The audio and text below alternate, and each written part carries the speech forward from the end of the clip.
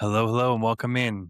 If you're thinking about buying Bitcoin or already have, and you're sitting there wondering what the hell did I just do, this video is for you. These are the things I wish I knew about Bitcoin when I was first getting into it. I remember the feeling of when I wanted to start learning more about Bitcoin.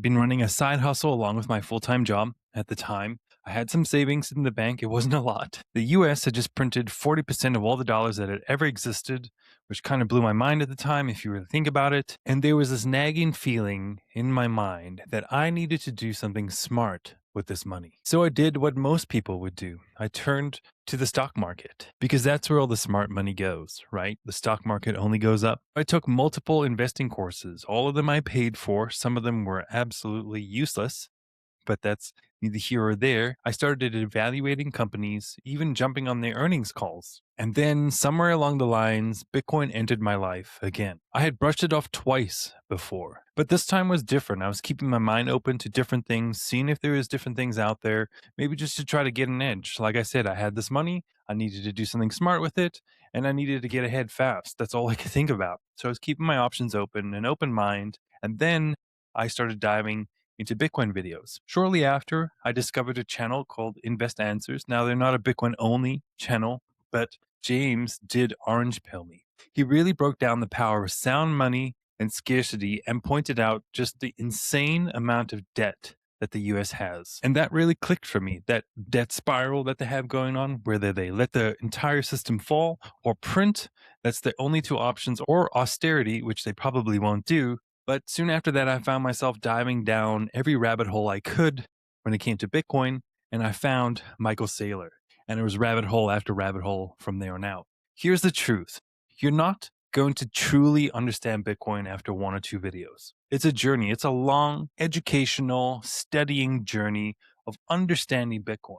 It takes books like the Bitcoin Standard, where it takes you through the monetary history of different currencies. Listening to Michael Saylor talk about compounding inflation, how he mentions CPI is just a basket of goods they seem to change out to make inflation look good. And also, if you're not outpacing the true inflation, not the CPI inflation, you're not even standing still, you're falling behind. It also takes learning Bitcoin on the technical side. Although when you're first starting out, this isn't super important, but it does help conviction.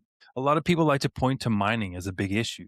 But when you start to learn how Bitcoin miners are turning stranded energy into infrastructure in developing countries, it kind of gets mind-blowing. And seeing how currency debasement drives asset inflation while also quietly destroying savings, it all starts to compound, and the only answer or antidote to it is Bitcoin. Over time, after studying and learning, reading and watching, your view of Bitcoin and the world will shift from a magic internet money to understanding Bitcoin as a truly sound money, and why this sound money might be ground zero for fixing a lot of the world's problems. But I'm going to be honest, before I got there, I made a lot of mistakes, a lot of misconceptions, and just not knowing. And this video is for anyone starting there where I was, before you first truly understand Bitcoin as a groundbreaking, humanity-saving technology. So I'm going to break these down in a few steps.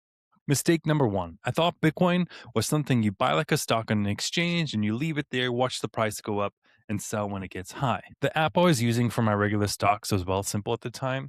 They offered Ethereum and Bitcoin that you could purchase and you just leave it there. There was no taking it off of that exchange. It was never an option. It just sat there. I watched it bounce up and go down like every other stock in my account. Didn't really think too much of it.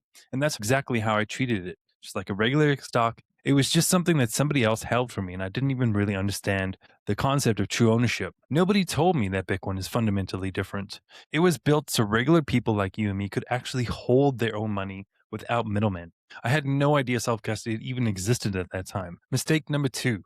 Not withdrawing my coins from an exchange. I'd never heard of the term cold storage. I didn't even know you could move your Bitcoins off an exchange and into your own wallet that you control, that's separate from not only the traditional financial system, but the internet itself. It was that if you have your seed phrase written down safely, you could destroy if you wanted to be extreme, or if you, in some cases, lost the actual device, the cold storage device, it didn't really matter.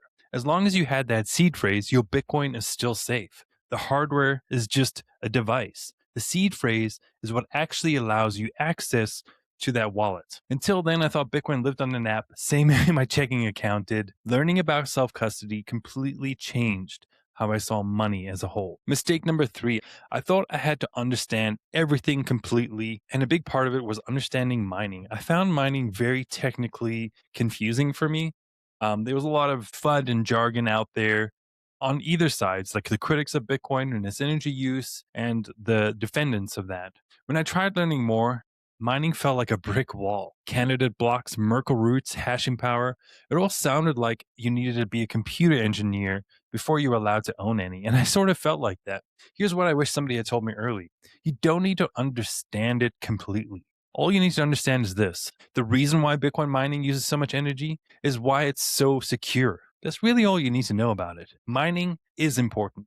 It secures the network and keeps the supply fixed. But it's not a gate you have to pass through. You can start small, learning layers, as I always say, and let conviction build over time. That's that journey. Don't let the technical stuff scare you off. Mistake number 4 was I didn't understand cycles or DCA. And this one hurt the most. When I finally pulled the trigger, I thought I had timed it perfectly. I had expected that once I'd gotten in, the price was just going to go through the roof. And what actually happened was the price crashed hard. No context, no idea that big drawdowns after hype cycles are normal, that Bitcoin had been through these cycles multiple times and recovered every single time. I had no idea that this is a normal thing. If I had known about dollar cost averaging, buying smaller amounts regularly instead of one big lump sum, the whole ride would have felt completely different, and my stack size might have been bigger. The same amount of money in, way less emotional damage, and like I said, probably a bigger stack. DCA isn't sexy, and it takes actually a lot of maturity and mental control, but it's one of the best defenses you have against volatility and your own psychology. Looking back at it, almost every mistake I made came down to I didn't know what I didn't know. There is no user manual. You have to go and do the legwork for yourself. That's why the term do your own research is so prevalent in the Bitcoin space. Most of us piece it together after some painful lessons, and I surely have some of my own. That's exactly why I started this channel. Not because I had it all figured out from day one, I definitely didn't, but because I remember how it felt at the time, how it felt confusing, how I felt unsure, and it was super overwhelming just to get into it. Here's what I wish somebody had told me clearly when I first started. Bitcoin is not a stock. It's a peer-to-peer digital cash that you should be controlling in cold storage. Learn cold storage and self-custody early. That's the whole point. It's what makes Bitcoin powerful. You don't need a PhD. Start small, learn as you go. Unless you have perfect timing and understand the power law and cycles perfectly, which I'm going to be honest with you, most people do not, dollar cost averaging is your best friend. Stack sats consistently, move your Bitcoin into cold storage, and for the love of everything holy, hold your own keys, please. That's what actually matters more than price on any given day. If this has helped you, let me know. Drop a comment. What is one thing you wish you knew before you bought your first Bitcoin or started buying your first Bitcoin? And if you're new here, remember, if you're going to buy Bitcoin, send it to cold storage. Peace out.